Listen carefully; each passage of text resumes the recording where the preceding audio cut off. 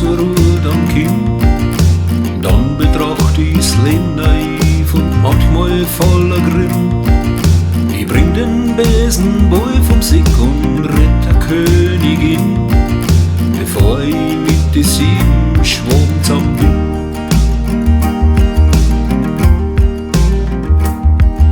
Ich säg das Lumpengesindel wieder sitzend rund beim Wirt, bis er an Bauch voll stopfend und die Zechbräun ungeniert.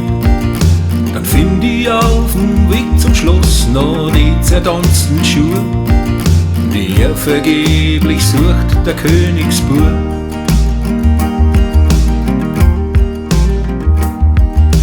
Heu der Zauberer hat mir dann verzeiht: Bub, du lebst in einer Märchenwelt. Es ist nicht allweil so, wie es oft scheint. Dein bester Freund ist oft dein ärgster Feind.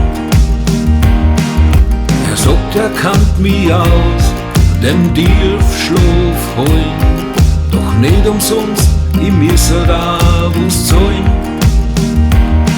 Kostet 100 Gulden, alles ist dein Buch auf, plus 19% Märchensteuer drauf.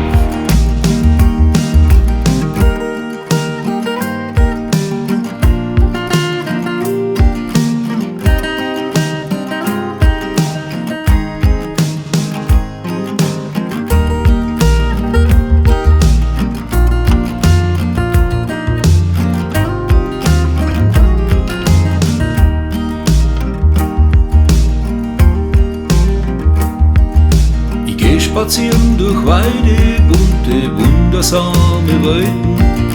Hab dies alles schon gesehen und ich verlauf mich drum nur selten. Ich seh die Guten, wie sie beten und zum Himmel auffahren, und seh die Besen, die am Teufel nahen.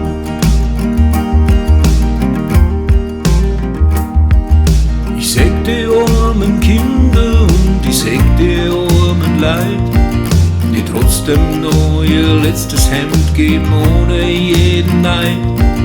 Ich seh die fetten Könige, steuerreich und schier verrückt, die irgendwann ihr Reichtum erdrückt.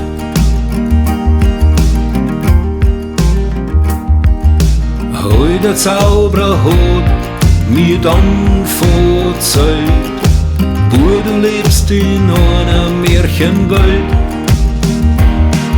Es ist nicht allweil so, wie es oft scheint. Dein bester Freund ist oft dein ärgster Feind. Er sagt, er kannt mich aus dem Tiefschlaf heim, doch nicht umsonst, ich muss da was zahlen. Kostet 100 Gulden, alles ist dein Buch auf, plus 19% Märchensteuer drauf. Wenn ich dann aufwach, langsam zu mir komm und einen Schluck von meinem Kaffee nimm, dann nimm ich dankbar die Erkenntnis mit: zwischen Leben und Traum ist kein Unterschied. Heu der Zauberer hat mir dann verzeiht: Bub, du lebst in einer Märchenwelt. Es ist nicht allweil so, wie es oft scheint. Dein bester Freund ist oft dein ärgster Feind.